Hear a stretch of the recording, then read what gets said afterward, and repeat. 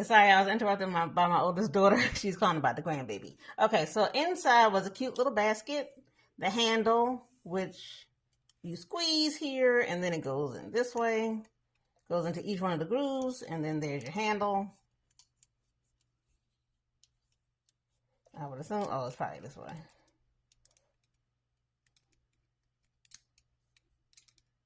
There we go. See, look at that. On camera. Figured it out. Okay.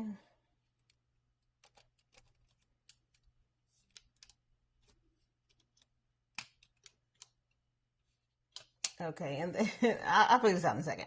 And then inside we've got a capacity here. And then you can see the line here where it says maximum and minimum. I have already turned it to 375 degrees. We have oil. Let's go ahead and load it in. Okay, so as you can see, the oil is starting to ripple. It still feels a little warm. We'll do the toothpick trick in just a second, but I do want to let you know how I got the basket to work. So here's the basket, right? Here's the side here.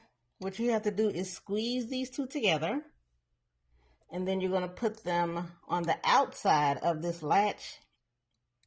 So it goes in here, and then it snaps together. And I want to do that off camera, but just listen.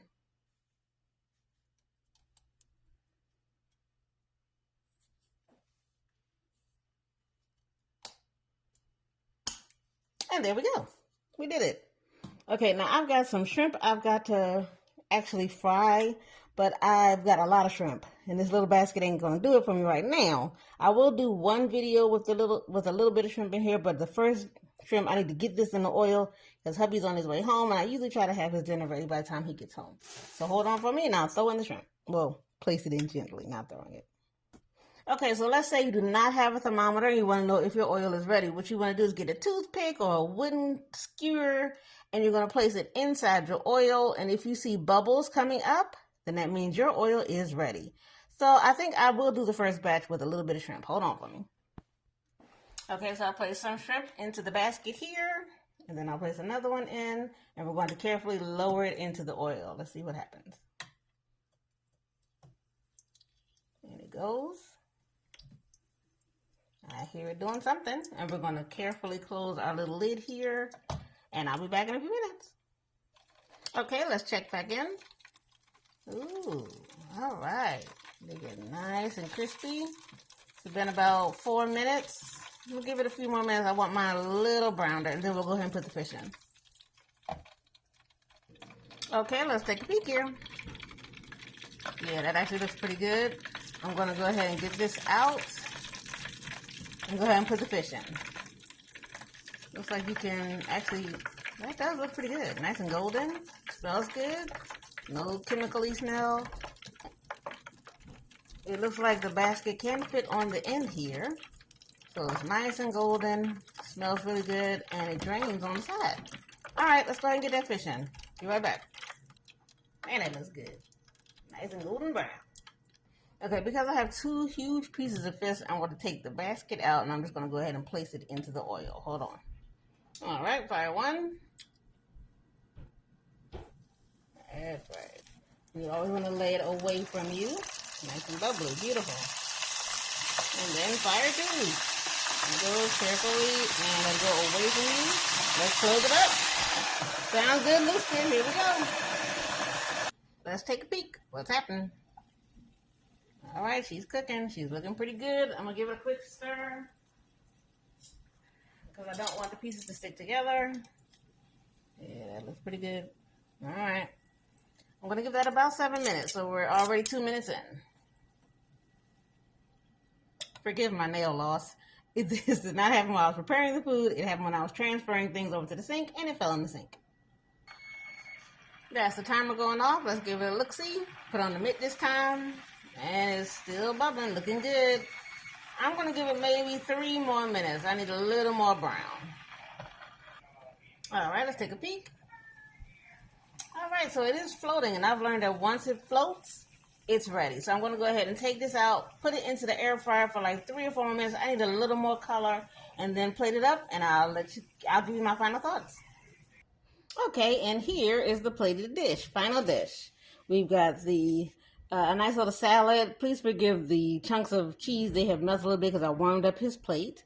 We've got the shrimp, which we deep fried in the mini fryer. Then I've got potato wedges, which are just a regular potato that I cut into slices and threw into my air fryer. And then we've got some Old Bay, which I'm going to put on the fish. And remember, we did this fish into the mini deep fryer as well. All right, so what am I going to suggest? I'm going to suggest that this is a cute little device. I love the color. I love that it's miniature. I'm going to suggest, let's go pros and cons, because I love pros and cons. So the pros is that it's perfect if you are one person. If you're in a dorm or I guess maybe an RV, if you are an empty nester, just a single person, maybe two people, it's good. The pros is that it doesn't take a lot of oil. I filled it up in between maximum and minimum, and everything came great. It heated up very fast, which I like. There's no weird smell. It was relatively cheap. I'm sure it wasn't too expensive for my son, but I do thank him for for my Christmas present. Let's go with the cons. The cons is that this is not for a large family, guys. No way. You saw how small and tiny that basket was.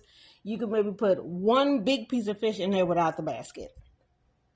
Let's see. It didn't brown. My food is as nice as I like it to be browned. The shrimp, I had to keep it in there a little longer than they recommended. That's how it came out that creamy and golden, and it does look great. But the fish, no, I had to finish it up in the air fryer to make it look that good. Okay, I would not be able to put any kind of potatoes or anything in there. Maybe just like some french fries, some frozen french fries, that'd be fine. Were there any other pros? Oh, when you open up the lid, you need mitts because that steam is, of course, well, I mean, it's a deep fryer, so that steam is going to come there. It's going to hit you in the face. It's going to hit you in the fingers. And some of that water is going to leak down behind the machine. So make sure you put it on the counter or on a stove or something like that, not just have it just out or like on a decorative tabletop or something like that, because that's not going to work for you. Do I like it? Absolutely. Out of 5 stars, I would give it a 4 out of 5 stars. If it's just me, I'm coming home from work and I want to throw some shrimp into the deep fryer, this is perfect. And it doesn't look like it's going to be that hard to clean. I'll keep you posted on how I cleaned it. Probably put it in the dishwasher. If not, I'll just give it a good wipe. I'll keep you posted. Thanks for watching, guys. I'll talk to you later. Bye-bye.